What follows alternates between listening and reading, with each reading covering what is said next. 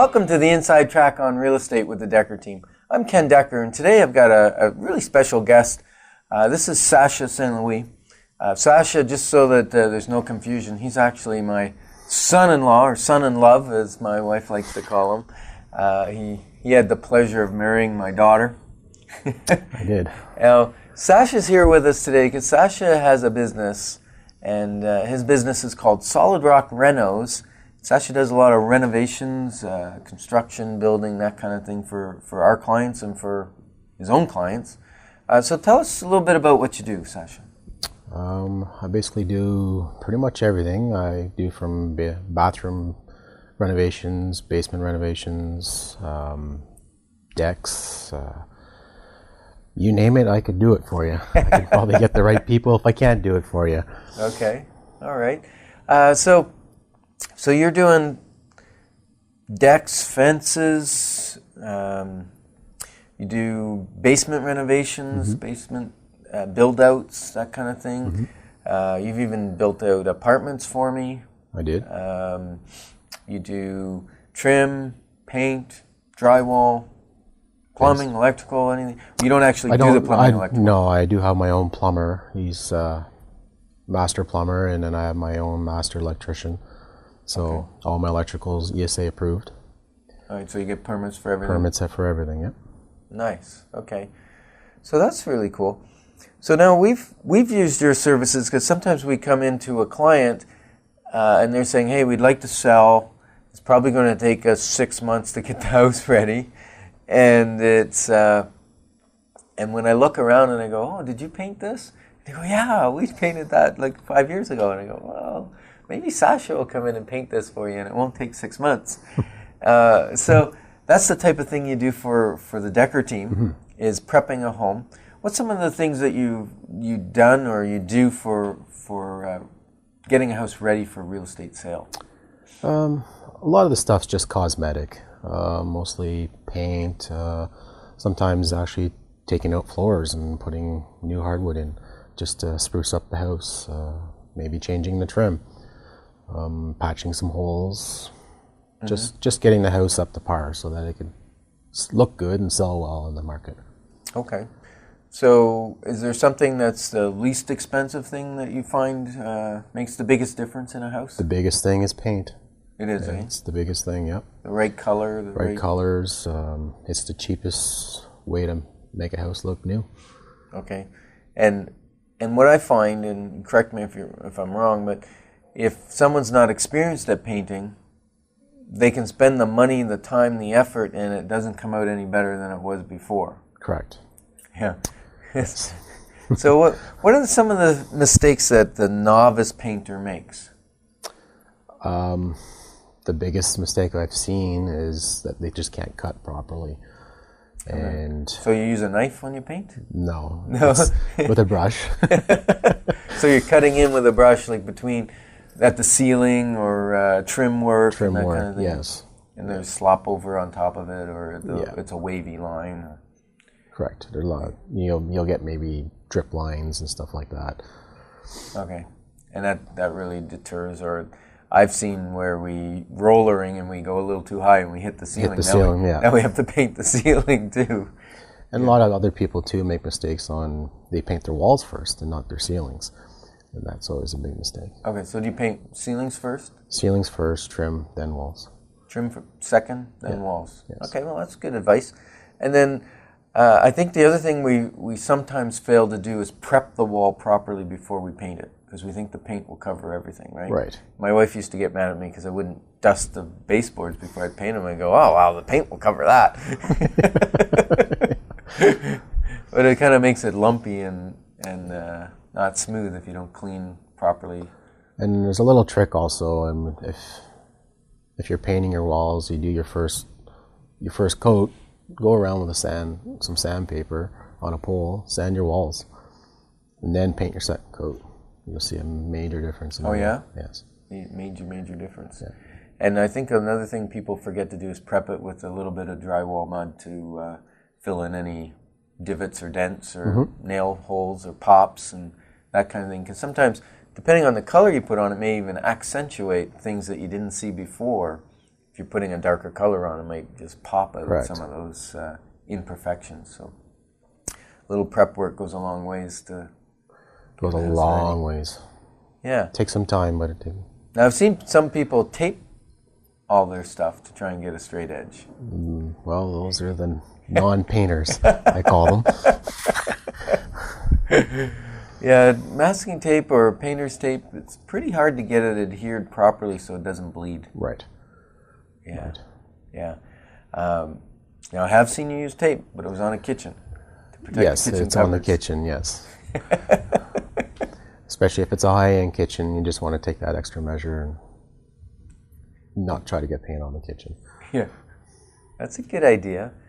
Okay, so now I've had people, what about changing a kitchen out, you know, because it's maybe very old, it's got outside hinges.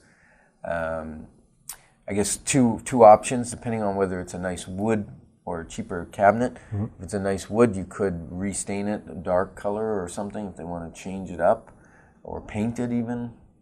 Even maybe just reface the doors. Just change the doors Change out? the doors out, yeah. Okay. And if we're doing a small kitchen, you know, just inexpensive box store kind of, you know, they have those truckload sales, you know, where they have the cabinets are all pre-made. You just buy, okay, I'll take 6 of those, 4 of those, 3 of those. Mm-hmm. It's not a custom kitchen, no, not it's the same thing. And we do have a custom kitchen company that we recommend that if people want a really professional kitchen. But if you just want to drop a kitchen into maybe an apartment or something, small kitchen, about $5,000, $6,000. Yeah, yep, that's about roughly what it somewhere runs. in there. And if it's a big kitchen, still going to be about $10,000 probably. Yep. Now, if you go full custom kitchen, you might be looking at 20, 25, 30. It's Yeah. sky's the limit with what you can spend Absolutely. on a kitchen. Absolutely. So what about bathrooms? You do some bathroom renos, take out the ceramics that's there. Quite often people will find if they don't keep their grout up in their bathroom and they've got tile around the tub, you might be getting mold or soggy walls they're moving or that type of thing. So what do you do there? Normally, if it's gone that far, I recommend that the client remove everything and start from scratch again. So we put all new material, and new tile. So you pull out everything, drywall, everything? Yes, we don't want mold, obviously, in the house. We don't want moisture back there. So. Okay, so you remove it all, start fresh, put in whatever type of tub or shower. Sometimes Absolutely. people pull out a tub and go to the big floor showers with the glass doors and that kind of thing. Yep. I mean, if they want to go to that extent, yeah, we could definitely pull the whole bathroom apart and bring it right back to the studs and start all over. Okay. Now, what about ceramic on the floor? Some people say, "Oh, I want to change this. It's not the right color or whatever." Have you seen people put ceramic over top of ceramic? Yes, and it drives me crazy. Okay, so what's the right way to do it then? Well, the right way is to remove the tile that's there and then put the new tile back on the floor. That's a tough job sometimes removing. It is. Yes, it's some back-breaking work, but it looks good at the end. Yeah. So the prep work is worth it. Absolutely. Don't just stick your new on top of your old, because there's probably a reason your old's not working, right? Not working. So what's some of the things you've run into? I know you even work for builders. You do some quality assurance and some finishing work for some builders. What kind of things have you run into that, you know, our clients may be dealing with that they don't know? I ran into some subfloor issues concerning squeaking, cracking and stuff like that. They're just working too fast. Okay, so if, let's say the grout keeps cracking or popping up on a tile, what's that mean? Normally On either a floor tile, I mean. on a floor tile, there's a few reasons. They may not have enough subfloor, so the floor is moving. The floor might not be fastened properly to the joists. So fixing that's a big fix, though. Right. It's not just change the grout, No. because it's going to keep coming back. That's right. Absolutely. So you got to pop the tile off? Pop the tile off, see how much subfloor they have, If they have squeaking, screw the floor down properly. Okay. Now, what about? I've seen people have a squeaking problem where they've reattached the floor, done all the work, screwed everything down, put new carpet down, and it still squeaks when they walk by the hallway wall or whatever. What can that be sometimes? That's normally squeaking under your bottom plate under your wall, which means the floor hasn't been screwed properly down. So generally what you need to do is pull the baseboard off the bottom, cut a hole in behind the baseboard, and screw into your wall down to your floor, and that should pull your squeaks in. So you actually get inside the wall, screw it down. I've seen that numerous times, and I've done it numerous times. Really? Yes. And then you put the trim back on? Put the trim back on. Recaulk? Recaulk, and I mean, to whatever extent the client wants, I could repaint it. And so let's talk about caulking for a second. Because caulking, I believe people should have a license to operate a caulking gun, because you can do some pretty major problems. Eh? Yes. I've seen 3/4 inch, 2 inch caulking on tubs and stuff where people just smear it everywhere. I think it's a good source of material to use to hide some cracks and imperfections. Yeah. And it does do that. It does. If it's applied properly. It doesn't look proper. Okay, but also, it's a good finishing touch on trim work, because trim work, you're going to always have a little bit of a crack along the top or whatever, and if you don't caulk that properly, then when you paint and things expand and contract at different speeds, because it's different materials that are pressed against each other with heat and moisture and whatever, then it's going to keep cracking. The paint's not going to keep a nice seal on that, right? Yeah, okay. So what other things, decks, what's your favorite thing about building decks? My favorite thing is being outside on a nice sunny day. Okay. Yeah. So you don't build decks in the rain? No, I could do it, just don't prefer not to do it, actually. Not great for your tools? No. Yeah, I worked for a contractor for a summer when I was a teenager. And as soon as it started raining, we packed up and went home. Because he said electricity and rain water, just doesn't go well together. So, yeah. So, Sasha, sometimes people will buy a brand new home, a builder's home or whatever that they bought from some of the big builders, and they don't have a finished basement. Or the builder was asking too much money to finish the basement, or they didn't know what they wanted yet until they get in and start living in the house. So what kind of costs are we talking to do a basement? Oh, well, the cost could, again, sky could be the limit on what you want on finishings. It depends. I mean, on your size of your basement, usually it starts at a certain square footage and works its way up.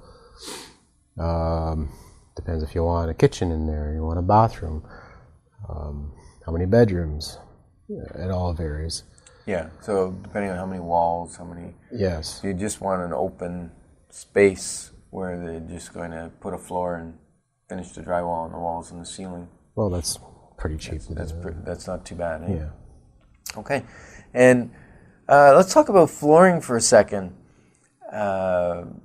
Obviously on a cement floor in a basement, you can't really put hardwood. No. So what kind of options do they have out there for people? Well, I mean, laminate's a big one out there. You normally have to put a subfloor down for laminate. Or not a subfloor. Anyway, there normally needs an underlay underneath it. There's also tile. You could tile your basement if you'd like with heated flooring. You could have a product out there. It's called Allure. You could put Allure down. I recommend a subfloor for that, just to be really cold on the feet, but it works well. All right. And what if someone's really, really stuck on hardwood? They love hardwood. They like the look of hardwood. Is there anything they can do? Absolutely. There's a product. There's a subfloor product out there that you can put down, and you can actually nail your flooring down to it. So it's like a dry core kind of, yes. And you can nail right to that? Yep. And do they have an engineered hardwood floor that's like snaps together like laminate? But yeah, they have veneer on top? different types. There's There's the click-in engineered, just like laminate. It's a floating floor. And then there's the stapled click-in. Right, and if it's stapled, it's got to be on a subfloor to something to staple to. Correct. Can't staple to concrete. Not in the concrete. It'd be pretty hard to do. Okay. So that's great. And I know right now you're building a home theater room for myself in my house. That can be quite interesting. People can go quite elaborate on those. You can. You absolutely can. So you can handle the pre-wire of the sound system and the making place for the screen and the projector and all that kind of stuff? For sure. I can handle all that. Again, it's what the client would like. We'd have to sit down with you and decide where you'd like everything, and we could just kind of sketch it out. And okay. Yeah. So you'll do an estimate for people? Yep. Okay. Yep, I'll run an estimate for you. All right, and that's a written estimate? Written estimate, letterhead. On letterhead. On letterhead, yeah. Impressive. Okay, and so like a lot of contractors will say, there may be a 10% or 15% buffer or override or that kind of thing. How do you handle that? Most of my quotes, unless I can't see something or something's unpredictable, I will have a note on the bottom of a quote saying that there's a potential chance of something there that I can't see, the unforeseen they call it, that I would put there as an extra. I mean, it's to cover myself and to cover the client too. Now, when you say unforeseen, do you mean like you got to tear out some walls or something, right, and you might run into some weird electrical that has to be brought up to code or something of that nature, or the plumbing just can't get there from there because it's got to run downhill. Exactly.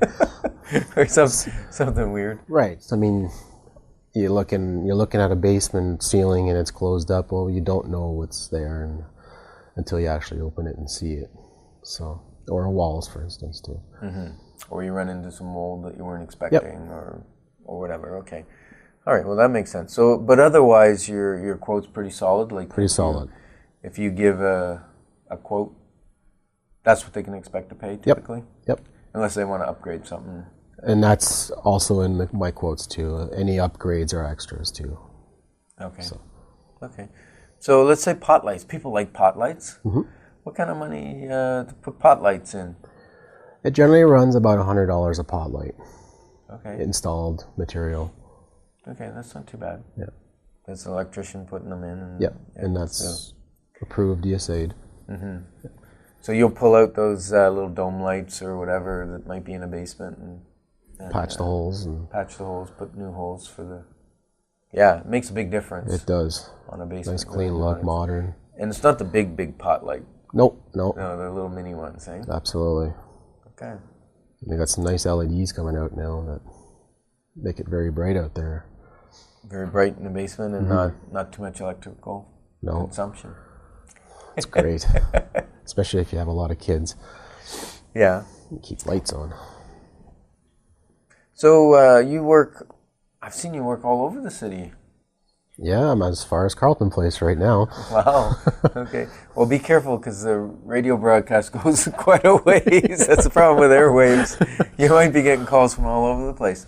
So if someone wanted to reach you to get you to give them an estimate on doing a deck or a fence or a renovation or even just fixing drywall and painting a house, getting it ready for sale, how would they reach you?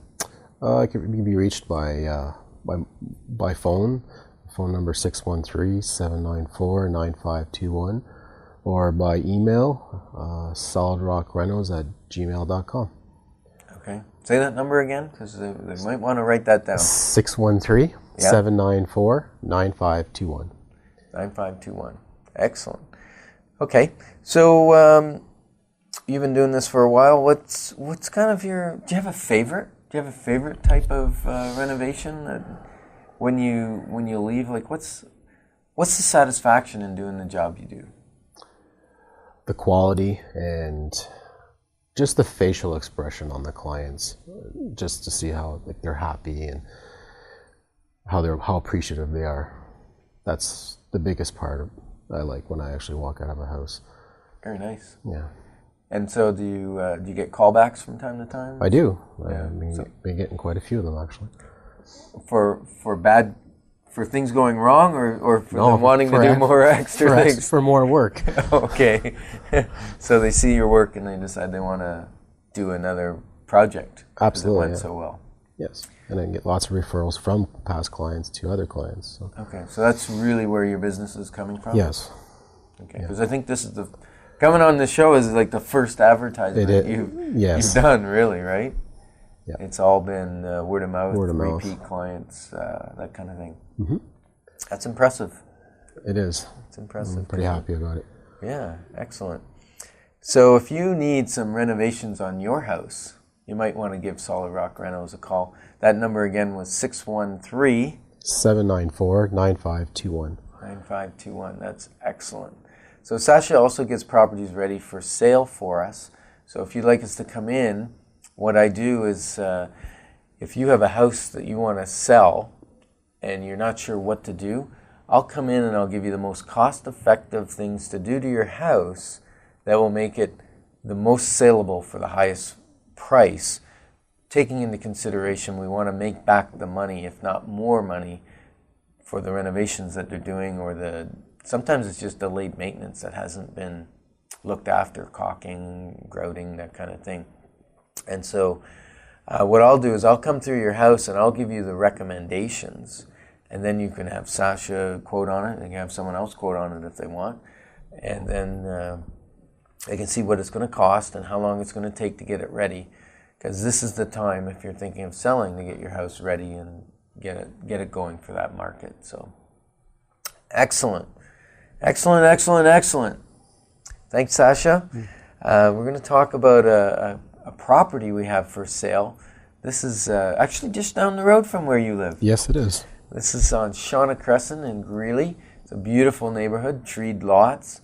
It is a 2-story house. This one could use a little bit of Sasha's touch, I think. I think so. Yeah. I think it does. It's listed for $410. It's got huge potential, beautiful lot, walking trails in behind it. Just a great property. And if people see the potential in there, because you could make it quite modern or whatever, you can go modern, you can go traditional, you can even go country. And Sasha and his guys can make that happen. Absolutely. Yeah. So if they see, let's say someone goes into a Home Depot and they got hardwood on special and their carpet needs changing in their house, right? Mm-hmm. And they look at the hardwood and they go, I'd really like that hardwood, and it's not that expensive. I wonder what it'll cost. Now, Home Depot have some people that will put, or Rona, or all the big box stores have subcontractors that'll put hardwood down. Why would they want to call you instead? Why would they want to call me? I take a lot of pride, actually, in my hardwood flooring installations. That's where I excel in, actually, believe it or not.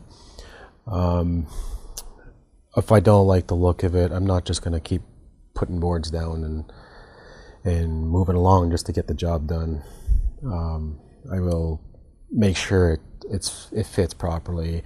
There's no gaps in the wood. I actually take the time to look and pick through the wood and make sure I'm not putting scrap down, basically, I call it. Mm-hmm. Yeah, sometimes, especially in the less expensive flooring, you can get some. You get a lot of it. Get some nasty looking pieces that you really don't want to put them down, especially in the center of your of your floor. Absolutely not. So, if people are buying hardwood floor, should they just take it home and install it right away? No, I always advise them to sit it to let it sit in the house for a couple days, just to acclimatize. Mm-hmm. And so if it's in plastic, should they cut the plastic and let the let the humidity match the humidity of the house, right? So it can expand or do shrinking or get climatized to the house. So when you put it down, it's not going to change too much. Exactly. Yeah. So that's awesome. What about carpet? Do you do carpet? I don't do carpet. I do have people that I use to install carpet, people that I trust. So yeah, I can get it done for you, the right professionals. But no, I won't do it. Well, that's good. It's good to know what you're good at and what you're not. Right. Stick with what you're good at and or great at, because that's what gets people to keep coming back to you, right? Mm-hmm. Yeah. Okay. Spring's in the air. It is. People are going to start wanting outdoor projects. Any type of wood that you recommend for decking? It's all good. I mean, cedar is obviously a great product. It lasts a lot longer. Mind you, the PT's just it's good also. The one thing Pressure treat you're talking about? Yeah, sorry, the pressure treated. Yeah. The one thing you may notice now is the green pressure treated wood that you would normally see is no longer really the wood to use. It's now brown. So they have a brown pressure treat? Yes, it's supposed to be better and less chemicals, child friendly. Looks more realistic. Looks more too, realistic. It looks like a stain. Yeah. On the pre-stained deck, basically. So that's nice. Yeah.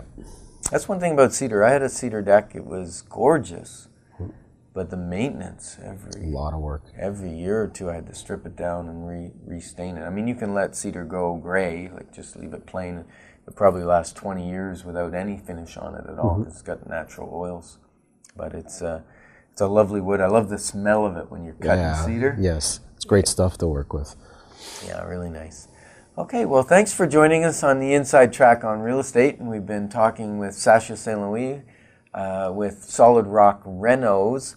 And he does a lot of preps for some of our houses. And if you need some renovations done, or you're thinking, hey, maybe I should sell my house because it doesn't have X, Y, or Z, Sasha may be able to add X, Y, or Z to your house so you don't have to sell it. So give him a shout. See if that might work, and if you can also reach them through the Dekker Team. Send us an email at info@dekkerteam.com, and we'll connect you. And our number, once again, if you'd like to send in a question or you'd like to have us interview someone on the show, our number is 613-860-4663. Thanks for joining us on the Inside Track on Real Estate. Bye for now.